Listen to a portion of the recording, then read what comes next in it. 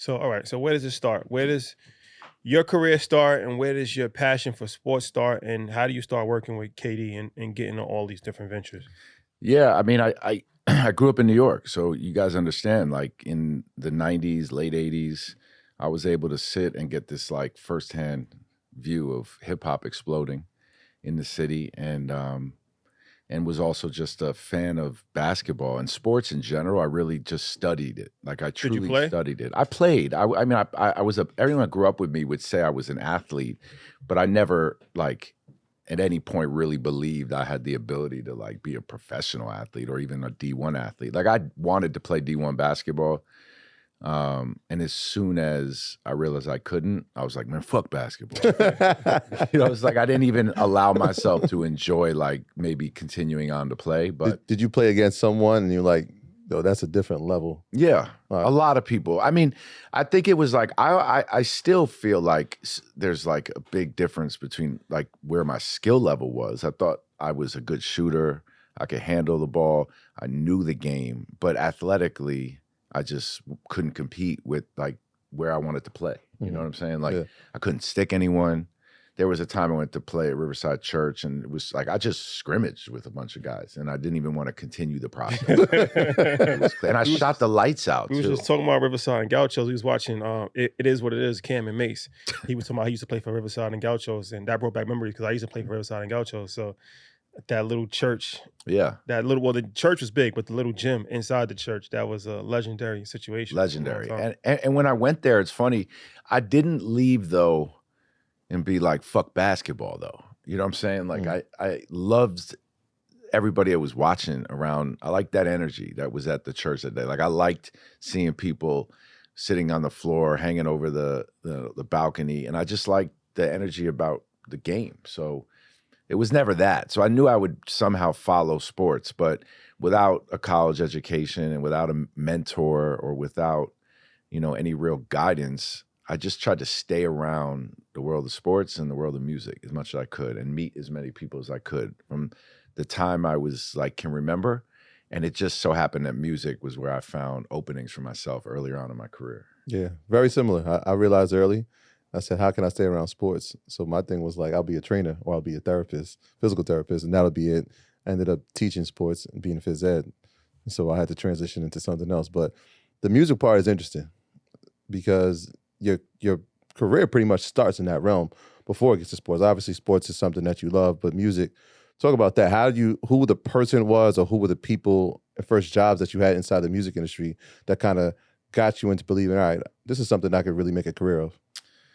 Yeah, I mean, I don't know if you guys can relate to this at all, but without a mentor, without guidance or direction, I think like your choices are to like keep going forward or not. And if you stay still or you like are scared in any way or reticent of attacking a challenge without any real information, it's not going to work. So for me, I was just like, what opportunities in front of me? And for me, the first like light I saw was actually around sports, but the role for me on that project was not to be a sports producer or to do anything sports related. It was to help the music department on this show, The Life. And it was a show on ESPN and this company, Radical Media, not too far from here, and a good friend of mine who had this like vision to do what we basically see on social media now, which was just like following athletes.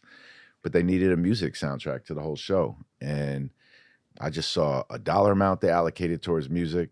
I saw the fact that I had a job and that I was in some way connected to sports, and I took it on. And then I went and built this database of unsigned artists and producers in the city, and these guys started to be real artists and producers that I just built a network with. And I don't know if you remember that song, The Life, with Styles P and Pharoah Monch, Yeah, but that was the theme song to the show that I put together through Raucous Records. And so I felt like I was in sports, you know what I'm saying? Like I felt like I was close to it.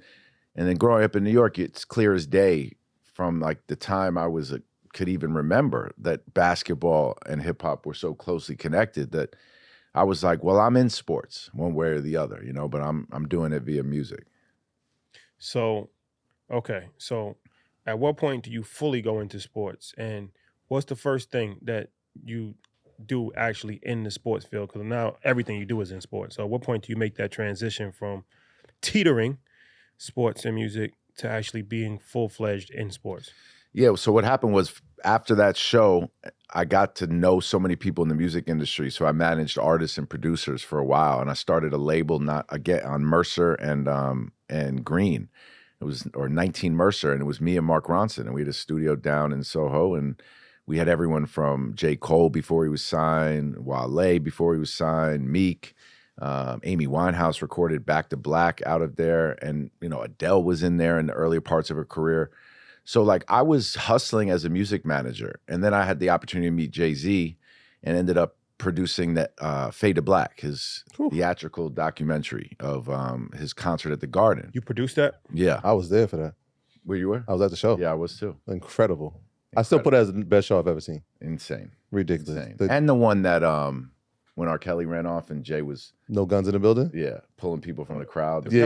Pepper spray incident? I was Yeah, there. I was there too. I was there at that one too. I went to 2 nights. I went to that one, and then I went to the next night. Me too. And that one, it was more controlled. He had like T.I. he brought out because he had just put out Bring Him Out. And Mace. And then Fab had Breathe. It was a dope show. But the first night was real. Like he pulled Usher from the crowd.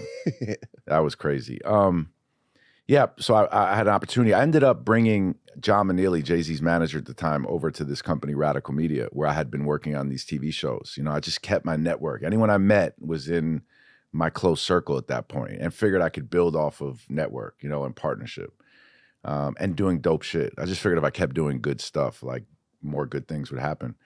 So in bringing Jay-Z's team to meet Radical Media, it was a perfect producing partner, and I was able to get myself a role of a producer. And as soon as I met Jay, I was almost like, man, I want to be in the music business. Like at that point, I'd been like, all right, let me push sports to the side. Like I want to be in the music business, because what I loved about sport and like the swag around sport, I was like, well, this guy's got more than any athlete times 10. So let me stay close to this. And I ended up going to Roc Nation, and at that point, I was a music manager. I was managing Wale, Meek, Solange for a while, Mark Ronson, like I mentioned. What year is this? 2007, 8, 9, 10, 11. And you was working for Roc Nation as a manager. Yeah. For Meek and all these different people. Yeah, till 2012. And then in 2012, my network had grown, and I was more of like a presence in the music game, but really like still just had my artists and was trying to build my business because I was building my family at the time. And I wouldn't say that my motivation was any less than it's always been, but it was a different pace I was moving at. I wanted to be present, and I knew that like that attitude I talked about, running full speed ahead, maybe I had to like do it at different speeds certain times in my life. So I was really just a music manager. And when I started to get the itch to be like, I want like, you either have that feeling or you don't, because my job was great. Like I was living the life. I was working for one of my idols and was learning every day. But I had that itch, like I need more. I need to do more. I need to feel more regarded. I need to like be in the game. And that's just something that's motivated me since I was little. So I saw an opportunity because, sports was looking at the blueprint of hip hop. You think about what LeBron was building at the time in the sports world, what had never been seen before, someone building this while they were building their career. And obviously, while LeBron had his own vision and Rich and Mav and Randy had their own vision, they had so much influence from what they had seen in hip hop. And I knew that that was happening in sports in general. So I felt like, I probably could do some work in the sports world because I institutionally knew sports. I studied it as a kid.